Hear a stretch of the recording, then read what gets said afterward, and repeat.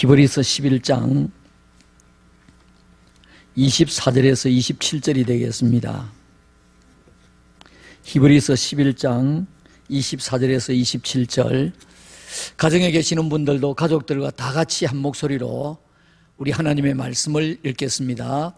믿음으로 모세는 장성하여 바로의 공주의 아들이라 칭함받기를 거절하고 도리어 하나님의 백성과 함께 고난받기를 잠시 죄악의 낙을 누리는 것보다 더 좋아하고 그리스도를 위하여 받는 수모를 애굽의 모든 보화보다 더 큰 재물로 여겼으니 이는 상주심을 바라봄이라. 믿음으로 애굽을 떠나 왕의 노함을 무서워하지 아니하고 곧 보이지 아니하는 자를 보는 것 같이 하여 참았으며. 아멘. 믿음으로 바라보며 걸어갑시다 라고 하는 제목으로 말씀에 큰 은혜 받기를 바랍니다.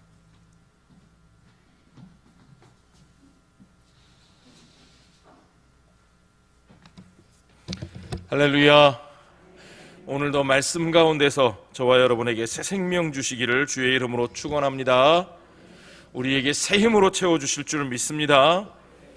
최근 미국에서 진행된 설문조사를 보니까 팬데믹 상황에서 당신에게 무엇이 가장 힘들게 하는가, 무엇이 가장 당신을 힘들게 하는가라는 질문에 대해서 많은 사람들이 끝이 보이지 않는 것이 제일 힘들다 그랬습니다. 언제 끝날지 모른다, 앞이 보이지 않는다는 게 힘든 거죠. 응답자 중에 74%가 최악의 상황은 아직 오지 않은 것 같다, 그렇게 생각합니다. 그 결과로 사람들이 자꾸 침체됩니다. 구체적인 증거가 뭐냐면 항우울제, 우울증 치료제의 판매량이 어마어마하게 올라갔다는 거죠. 자, 여러분, 우리는 지금 단순히 전염병하고만 싸우는 것이 아니라 우리 마음을 지키기 위해서 싸우고 있습니다. 불안과 근심과 우울의 시대를 살고 있는 우리들이 과연 어떻게 우리의 마음을 지키고 우리의 삶을 지켜낼 것인가, 그 답을 얻기 위해서 오늘은 성경에서 지면에서 가장 온유하다고 하는 사람, 민수기 12장 3절에 보니까 이 사람 모세는 온유함이 지면의 모든 사람보다 더하더라 그랬습니다. 이 모세의 삶을 통해서 우리가 불안과 우울증의 시대를 이겨내고 믿음의 삶을 살아내는 방법을 배워보려고 합니다. 사실 모세의 삶이 처음부터 온유하고 평안한 삶은 전혀 아니었습니다. 모세는 나면서부터 불안과 긴장과 갈등으로 가득 찬 상황을 겪었죠. 모세는 히브리 사람인데 애굽에서 태어났습니다. 당시 어떤 일이 있었는가? 히브리 사람들이 너무 많아지니까 불안해진 애굽 왕 바로가 히브리 사람들의 사내 아이가 태어나면 나일강에 갖다 버리도록, 죽이도록 했습니다. 그 부모가 어쩔 수 없어서 아이를 살려보려고 갈대 바구니를 만들어서 거기에 아이를 넣어서 나일강에 띄워보냈더니 누가 그 바구니를 받았어요? 애굽의 바로의 공주가 그것을 발견하고는 자기의 아들로 키우게 됐습니다. 여기까지만 보면 얼마나 럭키, 그렇죠? 성공과 출세가 쫙 열린 행운의 스토리입니다.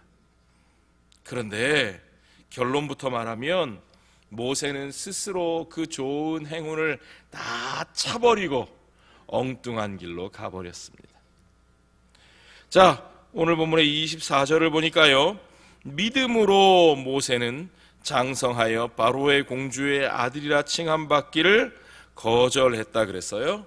스스로 선택한 겁니다. 거절하고 도리어 하나님의 백성과 함께 고난받기를 잠시 죄악의 낙을 누리는 것보다 더 좋아했다 그랬습니다. 무엇을 좋아했다고요? 하나님의 백성과 함께 고난받기를. 무엇 때문에요? 그에게는 꿈이 있었기 때문입니다. 그는 히브리 사람들을 애굽에서 이끌어내서 하나님이 약속하신 땅 가나안으로 가기를 원했습니다. 그곳에서 하나님이 세우시는 나라, 하나님이 통치하시는 나라, 하나님의 백성들의 나라를 세우는 것이 그의 꿈이었습니다. 하나님께서 그를 그 꿈으로 불러들이셨습니다. 하나님께서 이끄시는 대로 그는 순종했습니다. 그런데요, 그를 기다린 것은 뭡니까? 하나님이 하신 일이니까. 저렇게 잘 나갈 수 있는 사람이 우리 때문에 희생했으니까 사람들이 존경하고 따르고 높여줍니까? 아니죠. 그 백성과 함께하는 시간은 불평과 비난과 갈등으로 가득 차 있는 시간들이었습니다. 하나님께서는 그 믿음이 부족한 사람들을 40년을 광야에서 헤매고 다니게 하셨어요. 급기야는 애굽에서 나왔던 세대가 다 죽고, 누구까지 죽어요? 모세까지도 가나안 땅에 들어가지 못하고 그 광야에서 죽고 맙니다. 자, 이제 모세는 잘 선택한 겁니까? 잘못 선택한 겁니까? 모세의 스토리는 성공 스토리로 시작하는 것 같았는데 이제는 좀 이상합니다. 여러분, 우리가 늘 간증, 은혜로운 간증 그러면 맨날 하나님 믿고 순종했기 때문에 하나님께서 잘되게 하셨다, 우리는 그걸 은혜롭다라고 말을 하는데, 그런데 여러분, 모세의 스토리는 전혀 그런 기준으로 하면 은혜로운 이야기가 아닙니다. 그런데도 성경은 그를 온유한 사람이라고 표현합니다. 늘 불안과 긴장과 갈등 속에서 살았는데 그는 그 불안과 긴장과 갈등으로 가득 찬 얼굴, 말, 삶이 아니고 그는 온유한 사람이었다고 말하고 있는 거죠. 신기하지 않습니까, 여러분? 온유하다는 말의 뜻이 뭘까요? 우리는 흔히 온유하다고 말하면 그냥 저 사람 내성적인가 봐, 저 사람 좀 약해 빠졌나 봐, 좀 여자 같은 거 아니야? 뭐 이런 식으로. 그러나 아니요, 성경이 말하는 온유함이란 내적인 자신감이 가득 차 있을 때 나타나는 겁니다. 불안하지 않습니다. 내적인 확신이 있으니까. 우리의 삶에 가야 할 길이 분명하고 가야 할 기준이 바로 서 있으니까, 그러니까 흔들리지 않는 겁니다. 그게 온유함이에요. 사실은 굉장히 강한 거죠. 성경 전체에서 이 사람 온유하다 라고 표현하고 있는 사람 딱 두 사람 있습니다. 한 사람은 모세고요, 나머지 한 사람은 누굴까요? 예수님입니다. 우리 주 예수님이시죠. 마태복음 11장 29절에 보면 예수님 스스로 이렇게 말씀하셨어요. 나는 마음이 온유하고 겸손하니 나의 멍에를 메고 내게 배우라, 그리하면 너희 마음이 쉼을 얻으리니.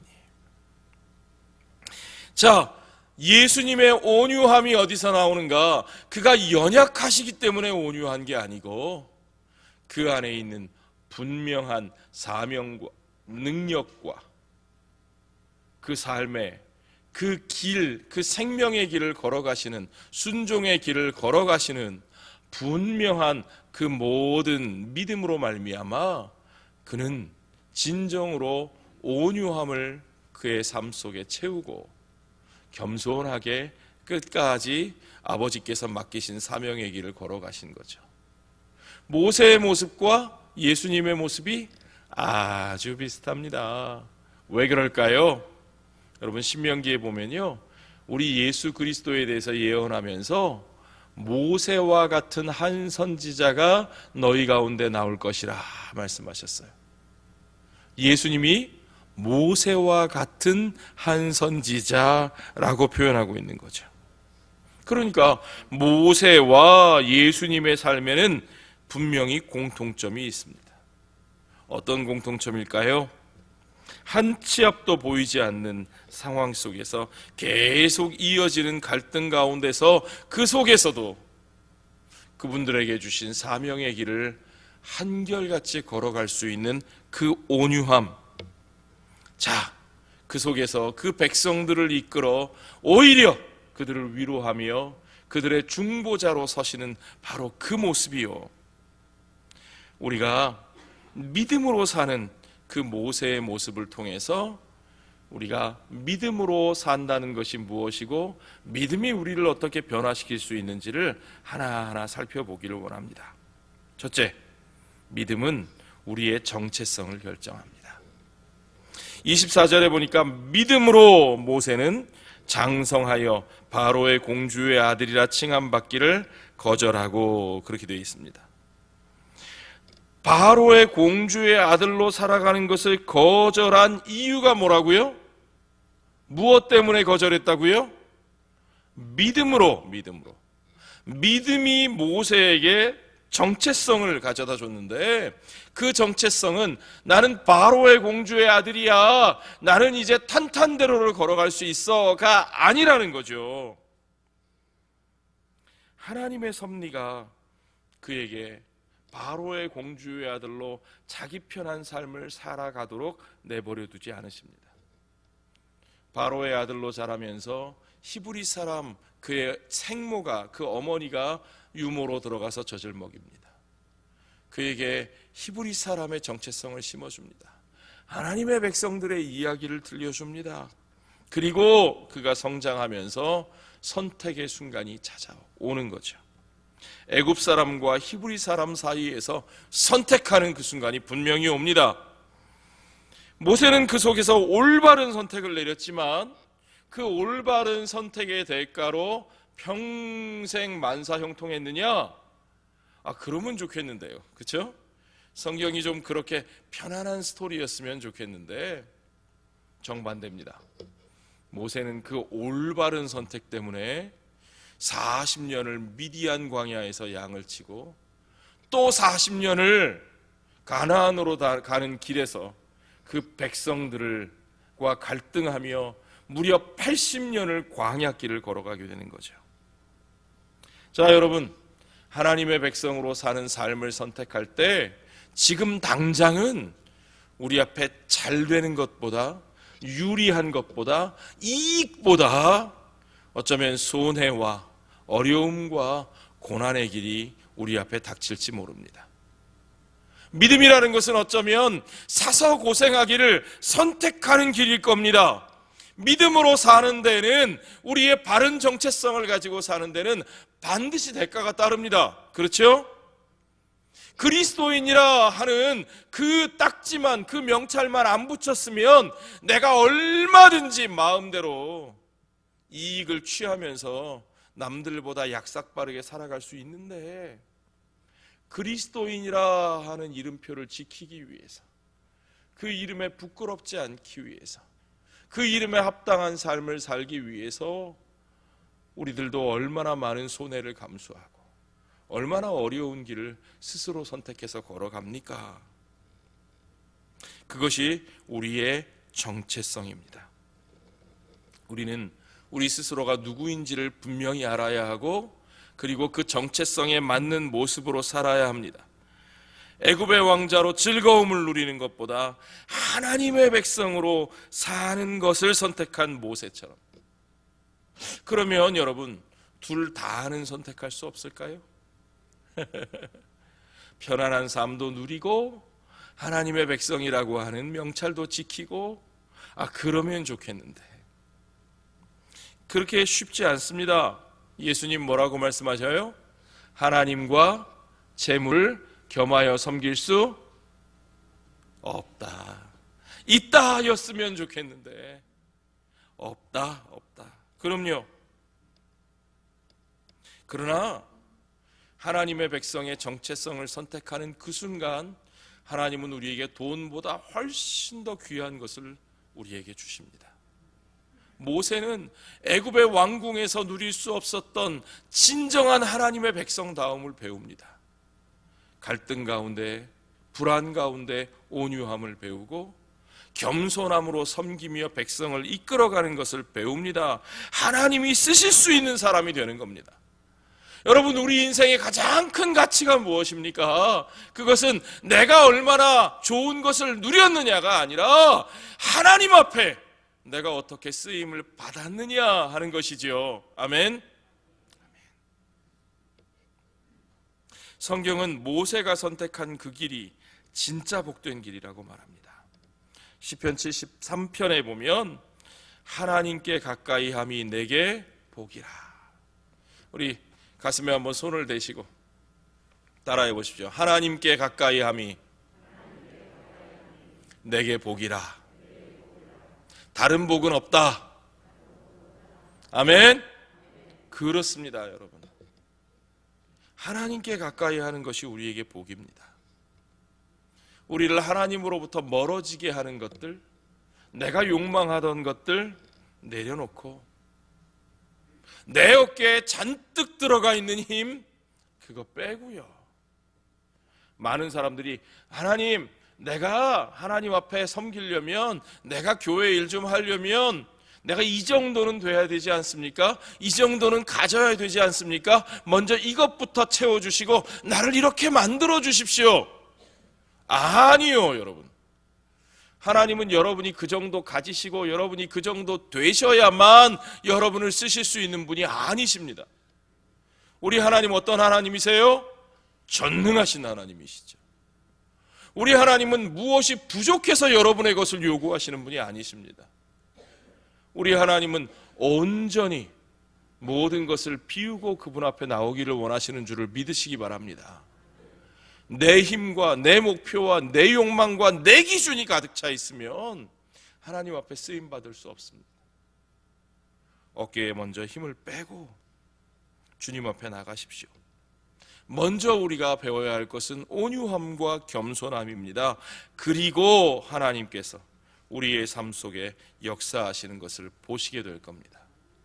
모든 시선을 주님께 드리고 살아계신 하나님을 느낄 때 세상은 주의 나라가 되고 하나님이 일하기 시작하네. 아멘. 두 번째로 믿음은 우리에게 책임감을 갖게 합니다. 25절에 보니까 도리어 하나님의 백성과 함께 고난받기를 잠시 죄악의 낙을 누리는 것보다 더 좋아했다 그랬습니다. 자, 여러분, 나는 누구인가 하는 문제를 해결하고요, 내가 하나님의 백성임을 분명히 알았다면 그 다음에 찾아오는 물음이 반드시 있습니다. 거기서 끝나지 않습니다. 그게 뭐냐? 내가 해야 할 일이 무엇인가 하는 겁니다. 나는 정말 무엇을 하기를 원하는가? 하나님께서 나를 부르신 그 부르심의 삶을 살아가는 겁니다. 그것이 구원받은 사람이 반드시 걸어가는 길입니다. 하나님은 우리를 그냥 이 땅에서 쏙 건져내셔서 야, 세상 힘드니까 너는 빨리 천국 가라. 하나님이 우리를 이 땅에서 택하신 목적이 마치 구원받아 천국 가는 것, 그것이 전부라면 왜 이 험한 세상에 살게 하시겠어요?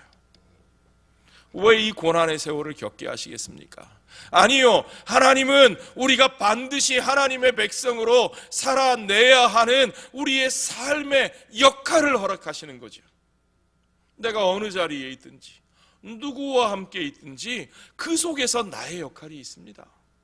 그것이 사명입니다. 그것이 하나님 앞에 우리가 가져야 할 책임감입니다.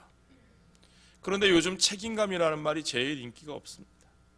어디든지 그냥 책임 안 지고 조용히 편안하게 내 눈을 만족시키며 내 귀를 만족시키며 내 감정과 내 머리를 만족시키면서 내가 원하는 것만 얻고 그리고 조용히 사라지기를 원하는 사람들이 교회에도 너무나 많습니다. 그러나 아니요, 하나님이 우리를 부르신 것은 나의 만족을 위해서가 아닙니다. 하나님께서 그의 나라를 위하여, 이 땅을 향한 하나님의 계획을 위하여 저와 여러분을 쓰시기 위해서입니다. 우리는 하나님의 에이전트, 하나님 나라의 에이전트라는 거죠. 자, 여러분, 모세는 하나님 앞에서 자기의 할 일을 알았습니다. 우리의 할 일이 하나님 앞에서 내게 주신 일이기 때문에 남들이 협조 안 하는 거요, 그거 불편하긴 하지만 괜찮습니다. 상황이 내 뜻대로 안 되는 거요. 힘들긴 하지만 괜찮습니다. 왜요? 그 사람 때문에 하는 일이 아니거든요. 그 상황이 괜찮아서 하는 일이 아니거든요. 하나님께서 내게 주신 일일 때는 어떤 상황이든 누구와 함께 하는 일이든 그 속에서 하나님이 원하시는 길을 걸어가는 거죠. 그러니까 여러분, 누구 때문에 하는 말 하지 마십시오. 코로나 때문에 하는 말 이제는 하지 맙시다. 하나님 앞에서 내게 주신 사명이고, 내가 하나님의 백성이기에, 내가 하나님의 소명을 가지고 있기에 그 속에서 내게 하게 하시는 일들을 하는 거죠. 2차 대전 중에 독일의 포로 수용소에 끌려갔다가 정말 겨우 살아남은 한 사람이 이렇게 고백했습니다. 이 전쟁을 통해 내가 배운 유일한 것은, 비록 내게 일어난 일들을 내가 통제할 수는 없었지만, 그렇죠? 전쟁이 일어나는 것도 내 뜻대로 된 것도 아니고, 포로 수용소에 끌려가는 것도 내 뜻대로 된 것도 아니고, 아무것도 내가 원하는 대로 된 게 아니지만, 그러나 그 상황에 어떻게 반응할 것인가 하는 것은, 그건 누가 선택해요? 내가 선택하는 겁니다. 그렇죠? 하나님 앞에서 내가 그 속에서 선택하는 겁니다. 여러분, 이제는 사람들로부터 눈을 돌리십시오. 상황으로부터 눈을 떼십시오. 하나님을 바라보세요. 우리의 시선이 하나님을 향해야 되는 거예요. 좀 전에 불렀던 찬송 다시 해볼까요? 모든 시선을 주님께 드리고 살아계신 하나님을 느낄 때 내 삶은 주의 역사가 되고 하나님이 일하기 시작하네. 누가 일하신다고요? 하나님이 일하시는 겁니다. 세 번째로, 믿음은 우리의 가치관을 결정합니다. 사람의 인생은요, 가치관에 따라 방향이 바뀌는 거예요. 그런데 그 가치관은 무엇이 결정하느냐? 믿음이 결정하는 겁니다. 26절에 보세요. 그리스도를 위하여 받는 수모를 애굽의 모든 보화보다 더 큰 재물로 여겼으니, 애굽의 모든 보화보다, 돈보다, 명예보다, 권세보다 그리스도를 위하여 받는 수모가 더 귀하게 여겼다는 거예요. 이게 바로 가치관이에요. 가치관. 무엇이 더 귀한가? 하나님이 그 재물을 주시기 때문에 하나님을 믿는 것이 아니고, 하나님과 함께하는 것이 더 큰 복이기 때문에 재물을 내려놓고 하나님을 선택하는 겁니다. 이게 가치관이에요.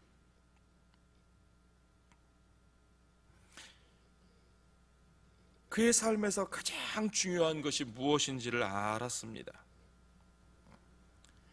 하나님은 모세에게 그보다 더 중요한 것을 하라고 요구하셨고, 그는 그대로 그 길을 순종했습니다. 더 높은 것, 더 귀한 것. 여러분, 우리가 돈을 벌기 위해 일을 하죠?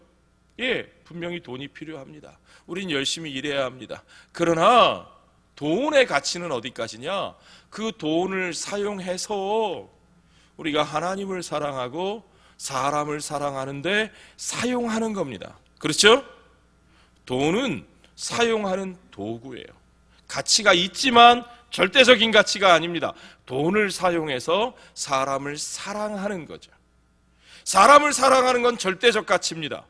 돈을 사용하는 건 그저 하나의 방편일 뿐입니다. 그런데 우리가 거꾸로 하지 않습니까? 돈을 사랑하면 어떻게 돼요? 돈을 위해서 사람을 이용합니다. 여러분, 사람이 도구가 되고 수단이 되어버려요. 거기서 모든 문제가 나오는 겁니다. 모든 문제는 그래서 가치관의 문제라는 거죠. 우리 그리스도인들은 이 가치관이 바뀌어야 합니다. 모세는 그 가치관이 바뀌어서 자신의 우선순위를 올바로 세웠습니다. 그렇기 때문에 애굽의 모든 보화를 거부하고 그리스도와 함께 순환받는 것을 선택할 수 있었어요. 하나님 나라의 더 큰 가치를 바라보며 살 수 있는 겁니다. 마지막으로, 믿음은 우리를 인내하게 해줍니다. 27절에 보십시오.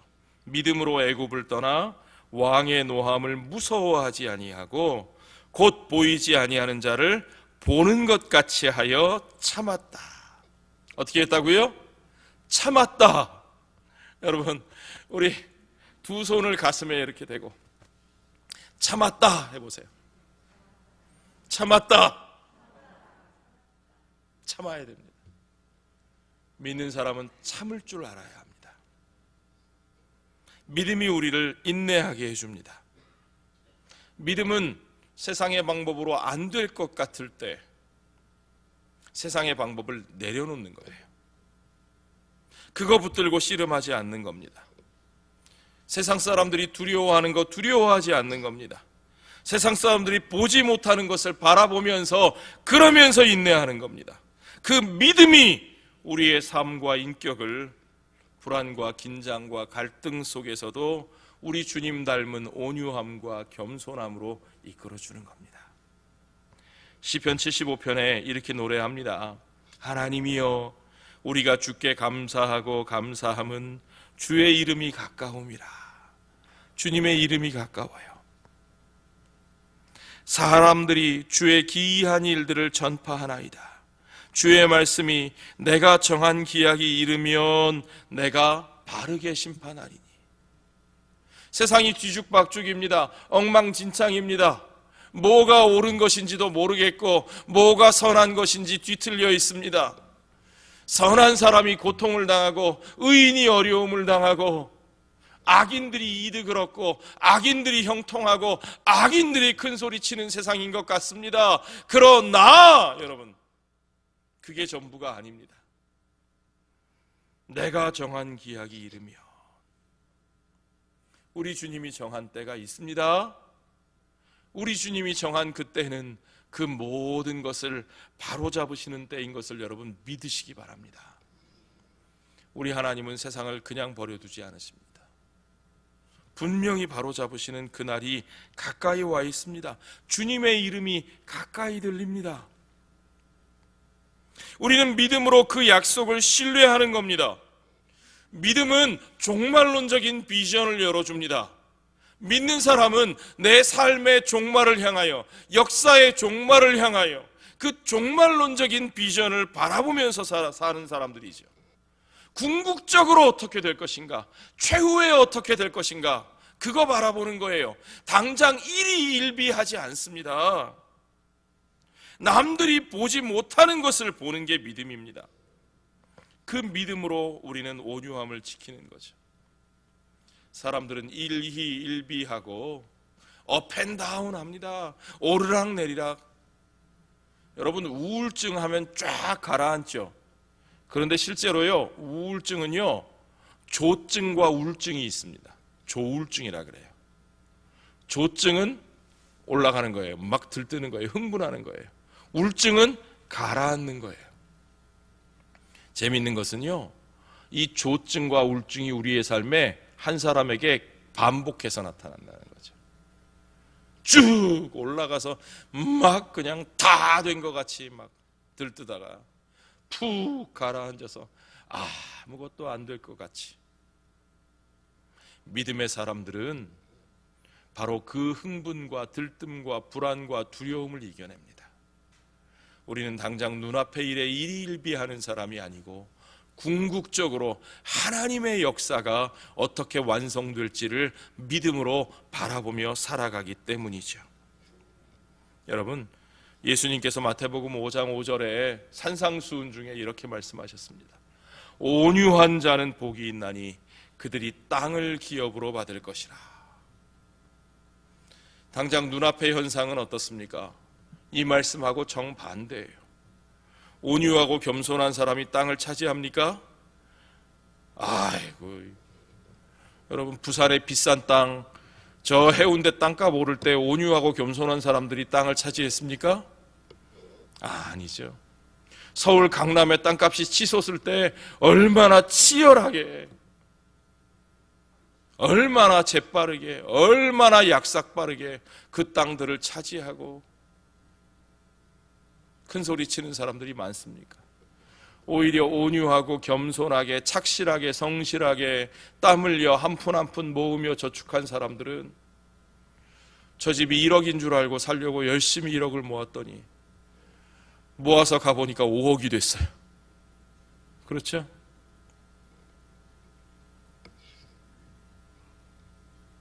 세상에서는 어떻습니까? 모세의 인생이 그렇습니다. 그가 가나안 땅에 들어가지 못했습니다. 세상이 기억하지 못하는 온유한 그리스도인들이 얼마나 많이 있습니까? 예수님 닮은 삶으로 희생하며 섬기며 십자가의 길을 걸어갔던 그리스도인들, 그들이 세상에서 성공하고 승리했습니까? 그들이 높아졌습니까? 아니죠. 그들이 끝까지 고생하다가 세상이 알아주지 못하는 길을 가다가 그렇게 조용히 피 흘리며 죽어갔던 우리 믿음의 선배들이 너무너무 많습니다. 그러면 우리 예수님의 말씀이 틀린 겁니까, 여러분? 성경은 거짓말입니까? 아니요. 성경은 우리에게 진짜 승리의 길을 보여주고 계십니다. 모든 자 가운데 가장 온유하고 모든 이 가운데 가장 겸손하고 가장 연약한 모습으로 희생하며 섬기며 빼앗기며 피 흘리며 그 십자가의 길을 걸어가신 우리 예수님 어떻게 되셨습니까? 그렇게 십자가에서 피 흘려 죽어 땅에 묻혀 썩어 한 줌 흙으로 사라지셨나요? 아니죠. 우리 주님 죽으시고 살아나사 부활하셔서 저 아버지 보좌 영광의 우편에 계시다가 우리 주님, 주님의 날이 찰 때에 이 땅 가운데 다시 오실 줄로 믿습니다. 역사의 마지막 장면은 부활하신 주님이 이 땅 가운데 다시 오셔서 온 세상을 새롭게 하시고 그의 통치를 이루시는 장면입니다. 우리는 날마다 그날을 기약해야 됩니다.